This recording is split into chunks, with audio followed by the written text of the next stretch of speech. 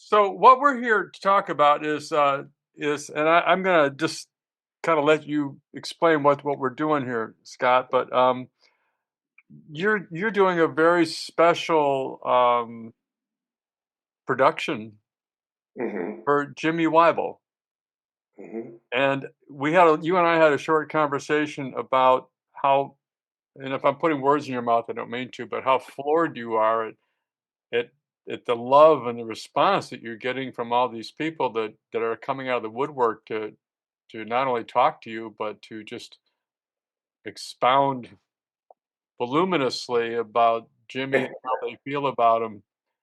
And and so I want you to talk about that, but I want to also put into context here that Beth is a huge, huge fan of Jimmy's. And did you actually study with Jimmy, Beth?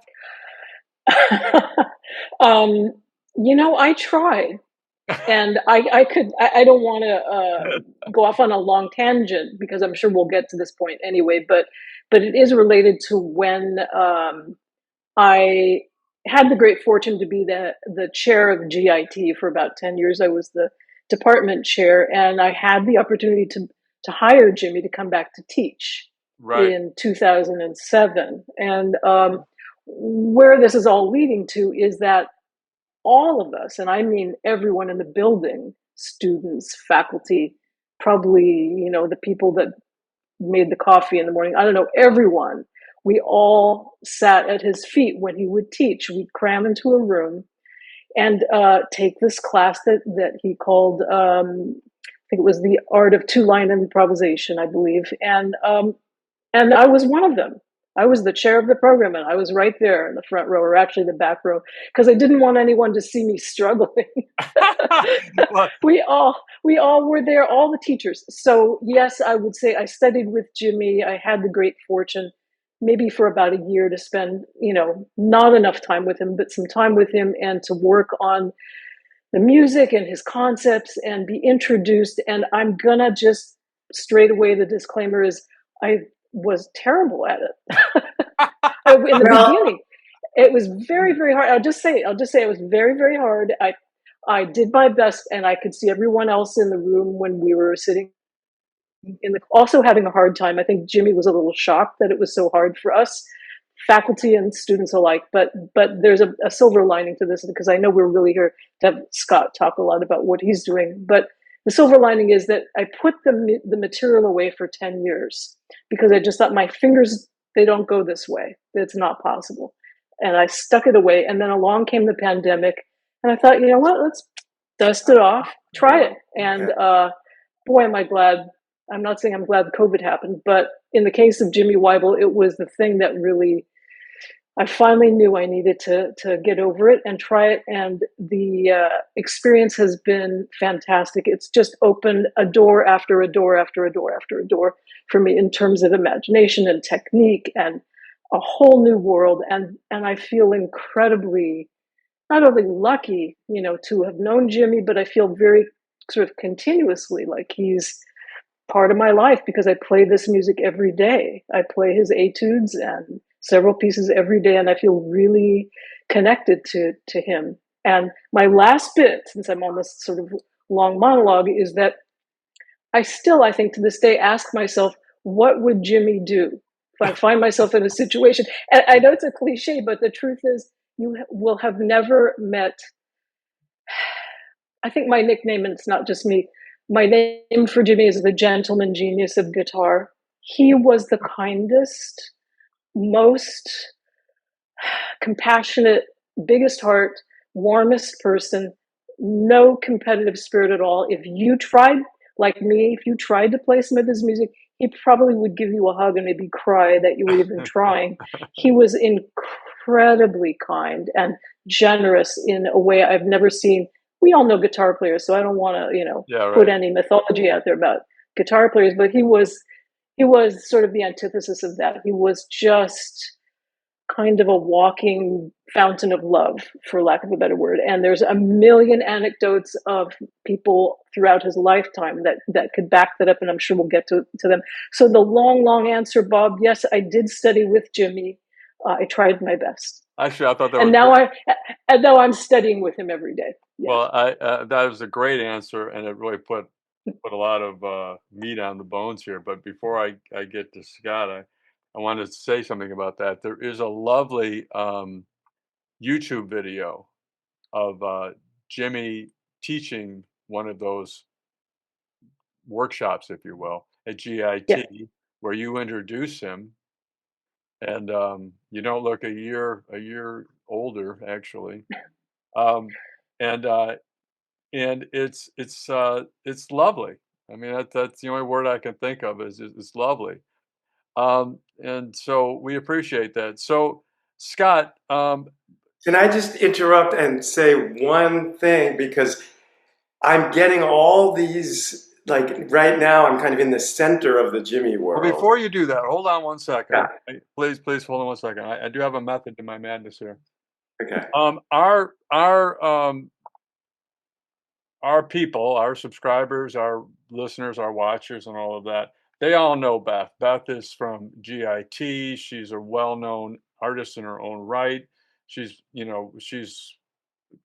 a great American soul, if you will. People know who she is. She'll go down as a treasure in someday when people start doing that kind of thing, because she's been at the forefront of the carrying the flame for a long, long time, and so she's a great American jazz musician and educator. So, but I don't think people know who the hell you are. So Correct. why don't you give us a little idea who you are, and then why don't you go into the whole thing of what brought you to this and your experience of it, and I'll sit back. Just 2 seconds before I do that, I just want to say that I've been getting so many responses from people who feel exactly the way Beth does. Like, I studied with Jimmy, but I was a horrible student. And some of these people are I won't mention who they are, but some very big names, and wonderful, wonderful musicians. So I think that effect of having this otherworldly talent and also otherworldly humility was the most potent combination, and made Jimmy absolutely unique in so many areas. Okay, so who am I? Who the hell am I? Trying to figure that one out. To quote me, But right? what's that? To quote me. Yeah, to quote you, yeah. So, by the words, I'm a composer and a pianist. Um, I'm just kind of a creative person, and I've always been open to whatever project or inspiration kind of crosses my path. And so, like in my 20s, I started playing classical piano and then got interested in jazz as a teenager. Um, uh, Went to Oberlin, came out to California, did scores for theater and dance in my 20s. In my 30s, I got into songwriting and concert music more. I always wrote some of that. Music for plays, symphonic music, lots of concert piano works. And so I kind of have a broad experience with music, and I've always enjoyed. This is kind of a fairly recent revelation, but the projects are all over the map of what I've done. But the common thread is I love the people that I'm working with.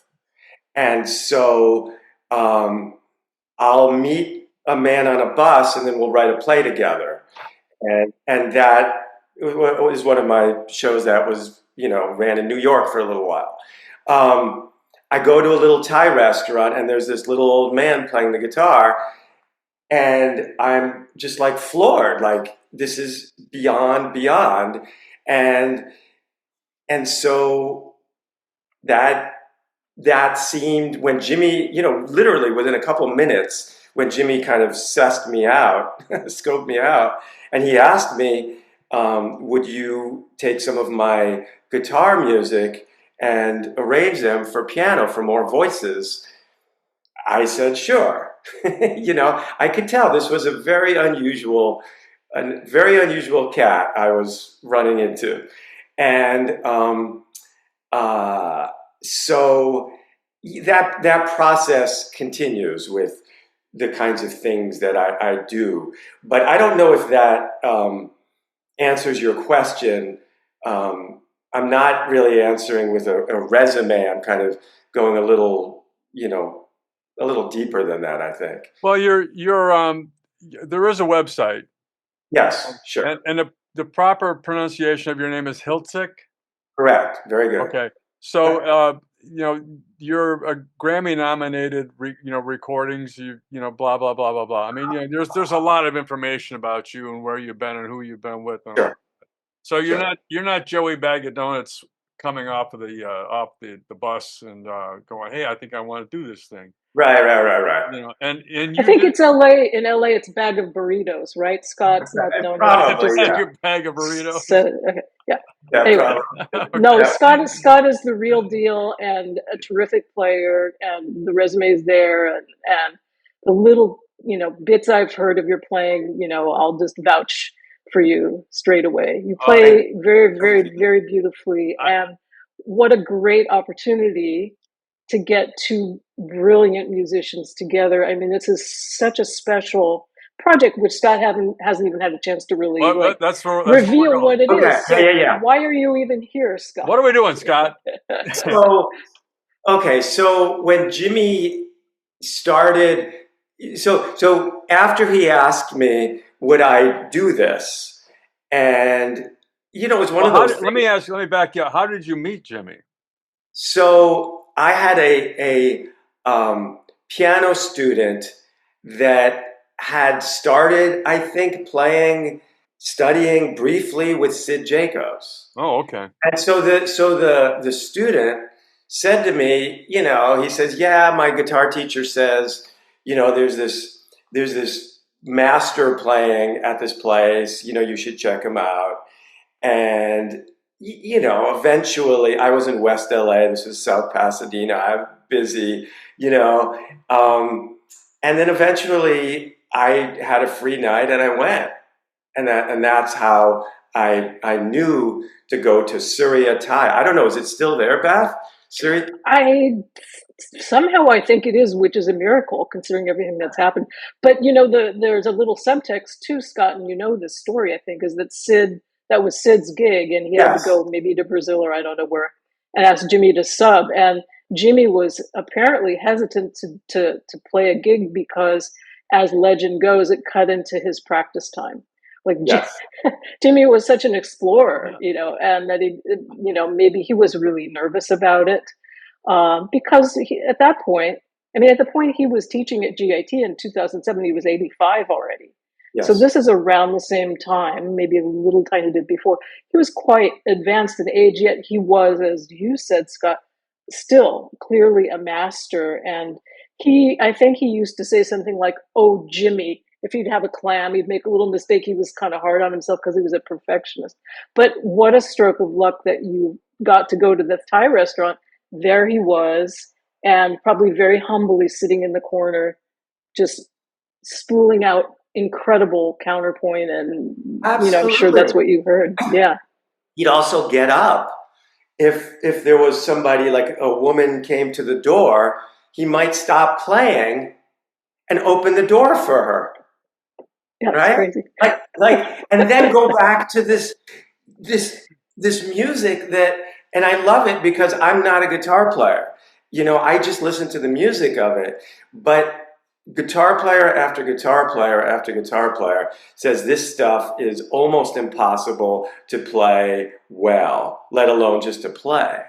And he's 80, at that point he was 86, and he's just like just doing this stuff, and it really just completely mind blowing, to walk into this, and as a fan of Bach and counterpoint, to hear using modern harmonies and altered scales and creating these tapestries of sound that you didn't hear on a guitar. And to tell you the truth, I mean, Beth, you've heard probably a lot more guitar players than I have, but I still don't hear anyone that has what Jimmy had. I mean, I'm not saying there aren't geniuses and beautiful musicians playing beautiful music, but he had something really unique.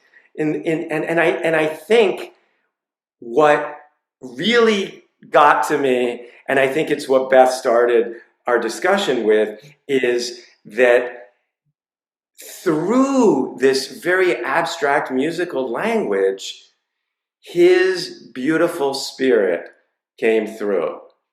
And that's kind of stuff that's hard to talk about, really. But that's really what got me hooked, and it's what we all feel. And to this day, we all feel. I mean, I'm getting these letters. When I spoke to Bob the first time, I had just gotten this beautiful letter from Steve Lukather that literally brought me to tears, and everyone touches upon that. I mean, simply his legacy is love, kindness, humility, and the kicker is he happens to be this just amazing guitar player. It's really rare, like you're saying, this being that level of genius and yet matched by this level of humanity and kindness.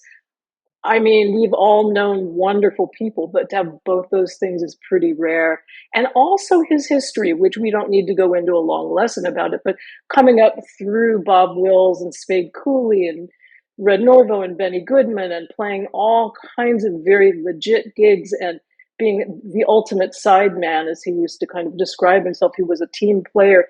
He always sublimated, I think, in a way, his ego. He was always a part of a bigger creation. And so he kind of carried this super solid base of being a straight ahead player in a way, or swing player. I don't mean straight ahead in the genre sense, but then when he it's probably known, but a number of years he stayed home. He took himself out of the scene to take care of his wife, who had a serious health problem. So he stayed home for a very long time to take care of his wife, Lily. And that's, I think, part of the genesis of where this otherworldly thing, Scott, you're talking about, the etudes and the two-line improvisation and this expansion of his guitar imagination really just began to grow and grow and grow. So it is so many chapters that are incredibly noteworthy, and it's worth a look if you're not really familiar, number one, with the modern stuff Jimmy did towards the last 30 years of his life, let's say, or even the older stuff. Not to plug because it's not about money, but on Facebook I set up a group called Jimmy Wyel Tribute. Probably about 3 years ago, and it's free. Obviously, it's a Facebook group, and you can join. And why I mention it is that I think it's in the spirit of Jimmy. Everything that we possibly could put our hands on, or I could, is free.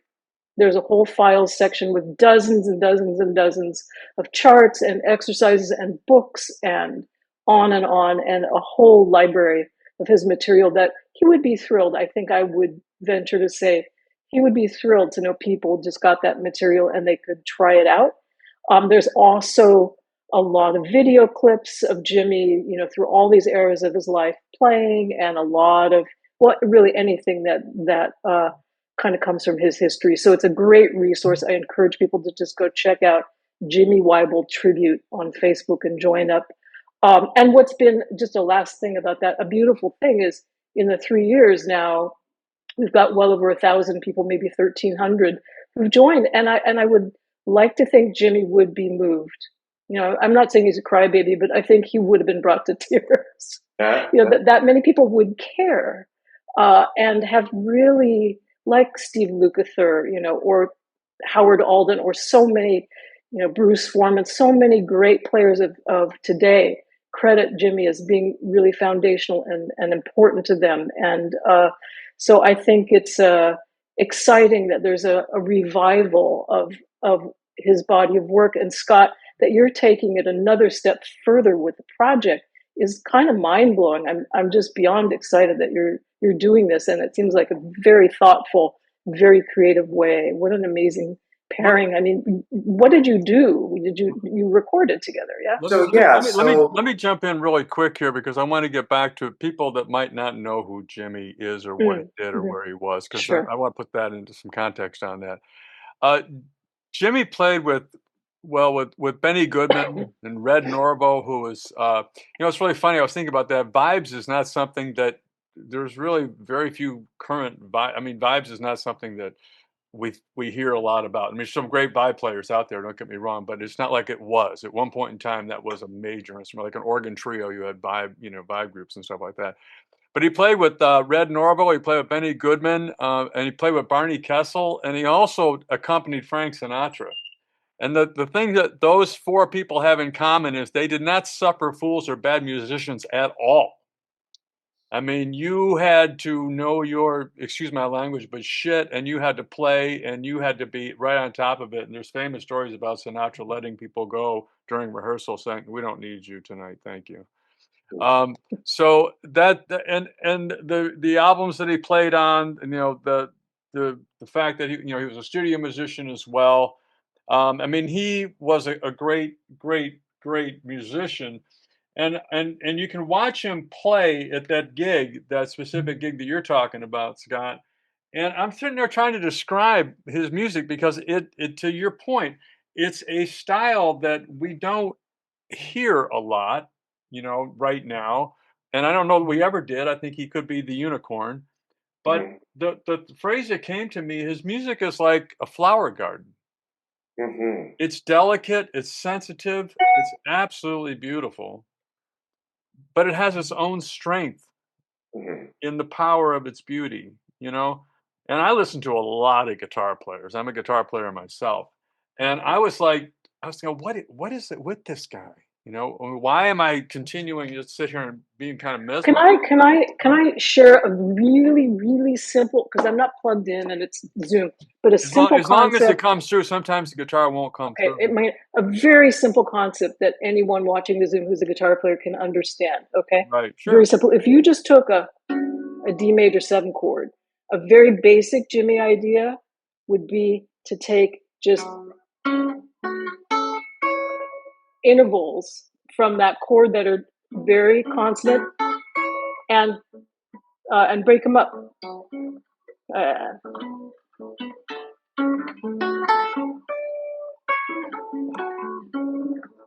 Like that, playing them, just breaking them up, and suddenly you've got something much more from a really simple chord. I don't know if that came through or not, but he's very into just taking inner and outer voices, and making a lot out of very simple, like as an introduction, very simple shapes. He's finding that, that flower, like you said, in the simplest things. It becomes, wow, that's pretty cool.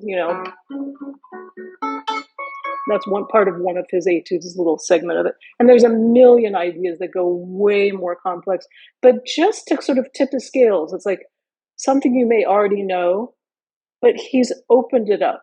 And Right. it goes 1,000 miles from there. Right. It's a very, very, like it's in plain sight right here, but he went to it. But I don't know if that makes sense. No, it does. It's like it's like writing a song yesterday. Oh, I could have done that yesterday. Anyway, so Scott, There's a quote. There's a quote that Larry Koontz has that I think sums it up.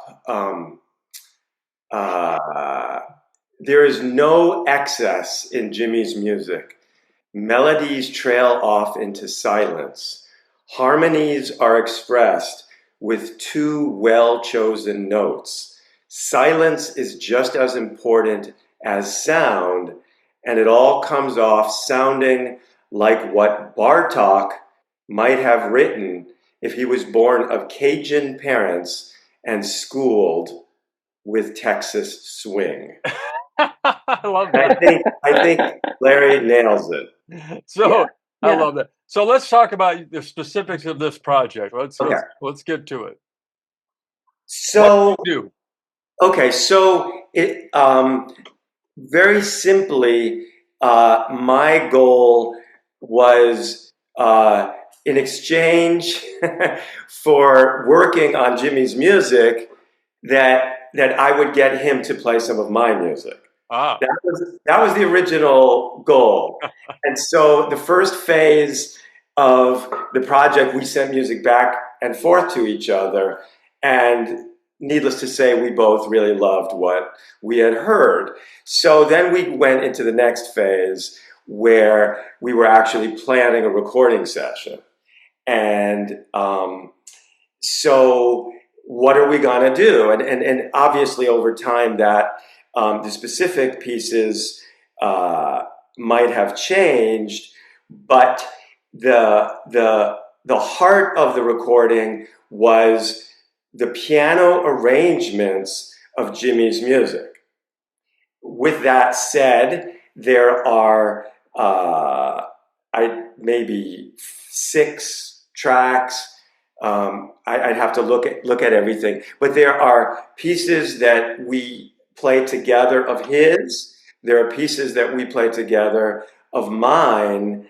There are free improvisations. There's one piece that we're calling Suspended Farewell, which goes on for many, many minutes.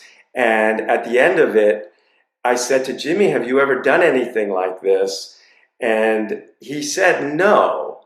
I don't know if that was him being polite or not, but I have no reason to disbelieve him, where that we're just, feeling each other and going into this key or that key. And so there's that kind of thing, as well as just like taking some tune and maybe, just taking the changes to a tune and improvising together. So it's a real wide range of material. And throughout the whole process, Jimmy was completely frustrated with how his fingers weren't doing what he wanted them to do. Now, from his words, it sounded like you could have gone back 50 years earlier and he would still not be happy with what he was playing. So it was kind of hard to tell. But I did see, that there were some things, his fingers weren't doing that he wanted to do. But, his playing was magnificent. And the truth is, his expectations for himself were off the charts. There's a piece called Cape Cod, a short piece. He and Lily used to love to go to Cape Cod together. So I think it was the summer of 2008, I was in Cape Cod, and I saw a place that said, a store that said Lily's Gift Shop. And so I'm like, oh my God, I have to write a piece. So that was one of the pieces I wrote. And I bring it in to him at the session, and he's trying to read it. And he says to me, he goes, this is really hard. And I said, and then I realized he was trying to play the whole piano part. He wasn't just playing the lead line. He was trying to play the whole thing. And I said, Jimmy, no, just the top line. And then it was like, it wasn't hard at all. Oh, God. So like his expectations for himself were extremely high. His playing was absolutely beautiful, as everyone will hear. And he brought in a couple new things, basically, I think, just to give something for guitar players to discover and explore. I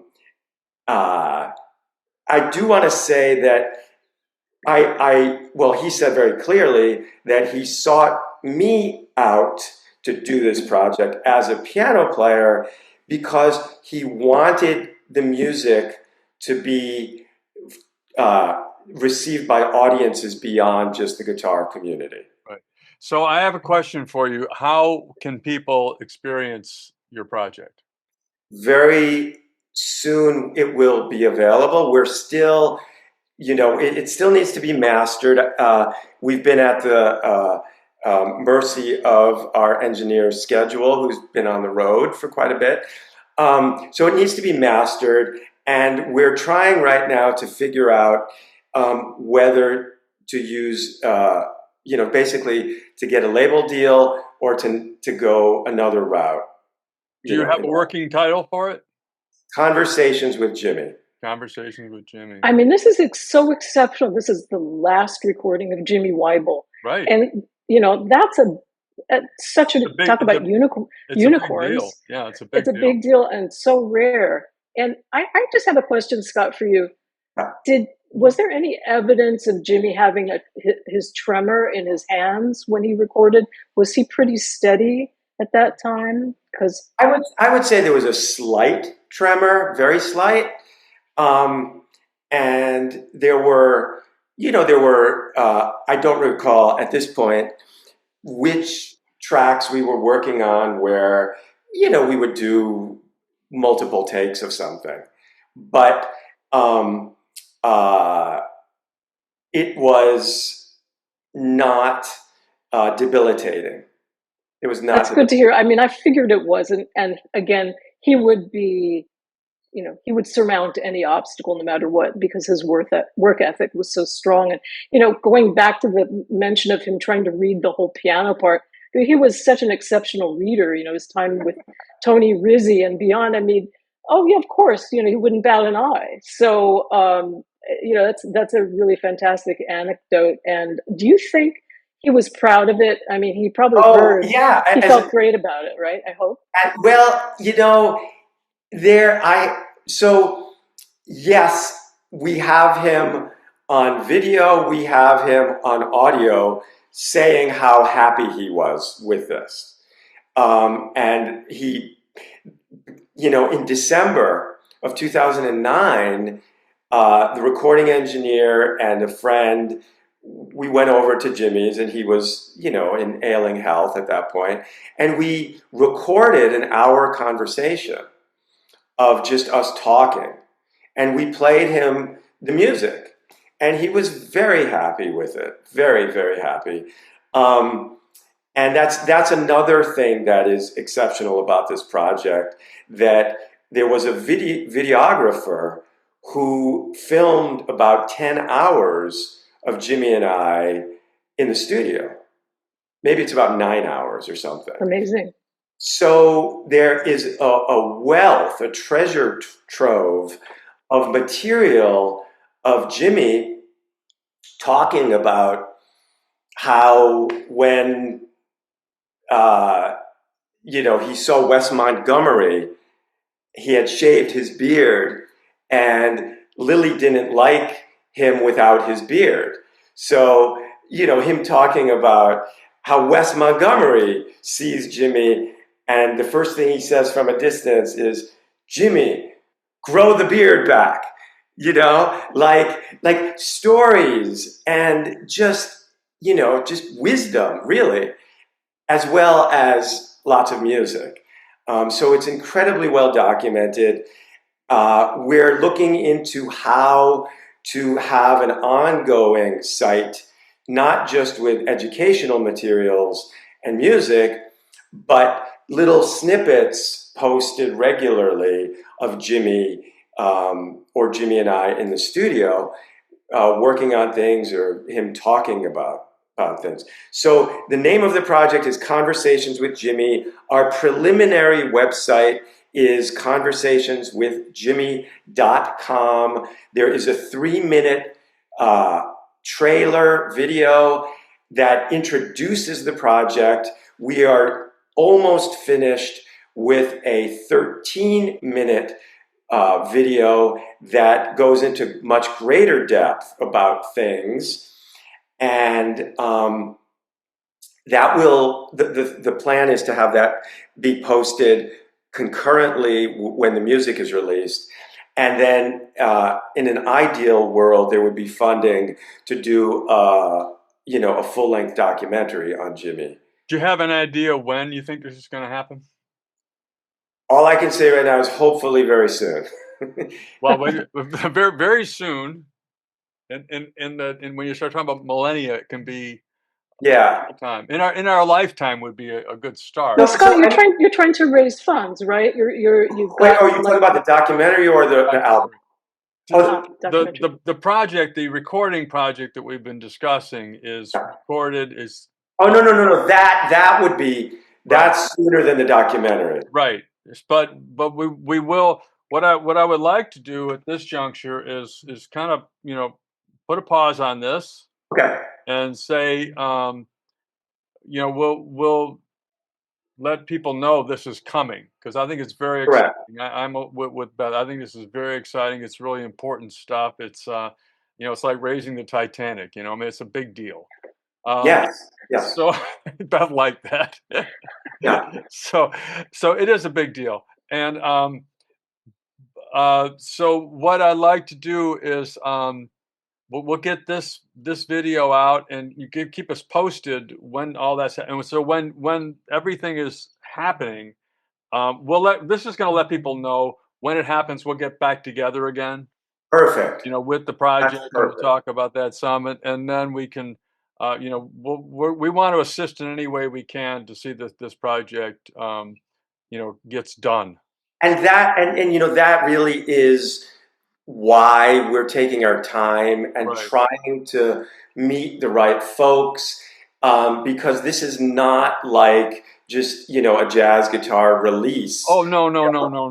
There's so somebody that or an organization that really understands and truly, it's these values that go beyond the great musicianship that you started this wonderful talk with, those values, are his legacy. Oh, absolutely. And so, go ahead, Beth. I hate to interrupt, but his legacy, and I feel remiss if I don't include a couple of names of people who really embody Jimmy's playing to the highest level, and they've been in passing, but I think an acknowledgement is required for both Sid Jacobs and Larry Kuntz, because they really were like the closest to really expressing, and they were very close to Jimmy, of course, but expressing, on the guitar, his language and his body of work. And my secret wish in mentioning this, Scott, is not only, of course, to make sure that credit is given, because I mentioned some other guitar players earlier. These two guys are really important in the pantheon of Jimmy's legacy. But also, my hope is maybe there'll be a concert.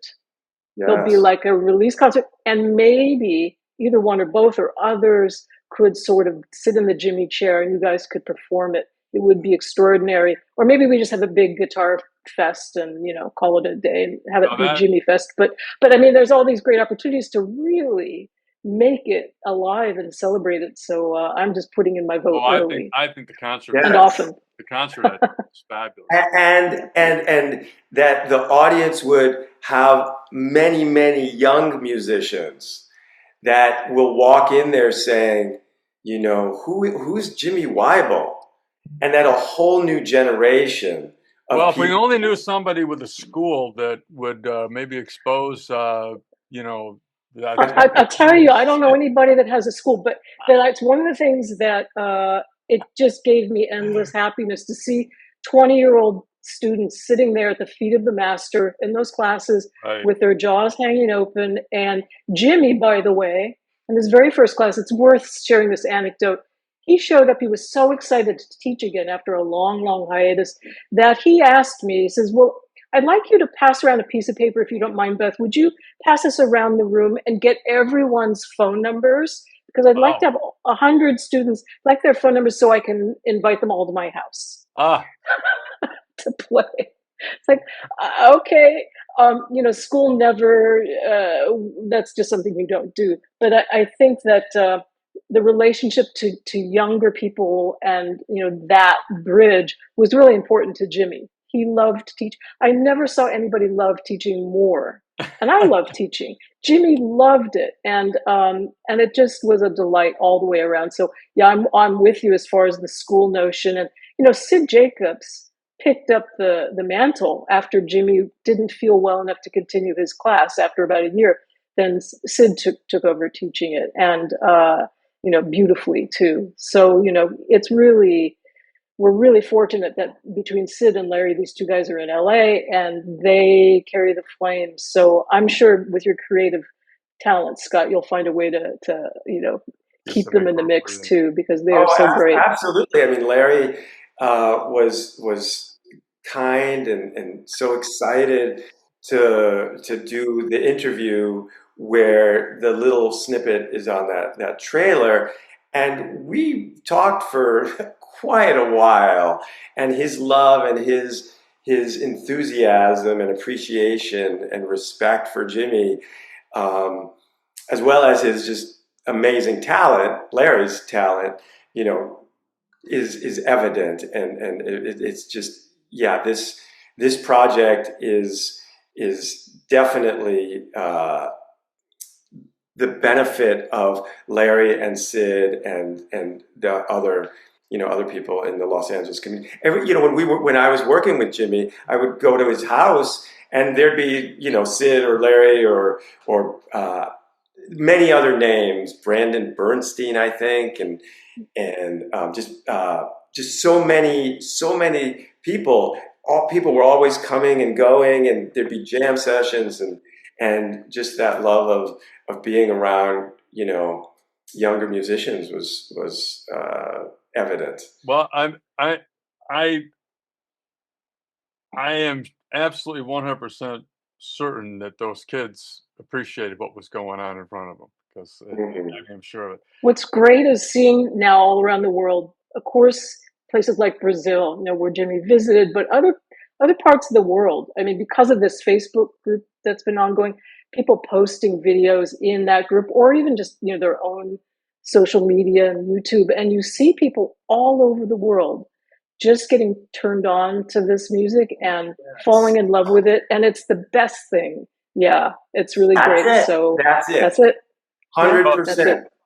And with that, we want to thank Scott Hiltzik and Beth Marlis for coming in today and talking about the great Jimmy Wyble and the new project, which is Conversations with Jimmy, that we're all looking forward to.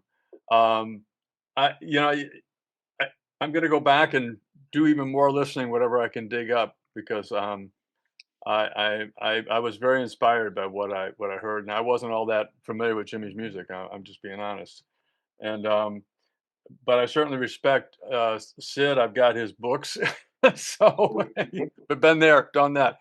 So, ladies and gentlemen out there in TV land, if you like this kind of programming, please subscribe. Please tell your neighbors, tell your friends, like, share, follow, do all those things. It really does help us. We really appreciate you. So, with Beth Marlis and Scott Hiltzik, I'm Bob Baker for Jazz Guitar Today, Conversations with Jimmy. Stay tuned, because for part 2. There's a part 2, so stay tuned. There's a big part 2. All right. And hopefully a part 3. Thank you very well. Hopefully there'll be a part 25, but we'll talk about that later. Thank you very much, everybody. Bye-bye. Thanks, Bob. Thanks, Scott. Bye. Take care. Bye.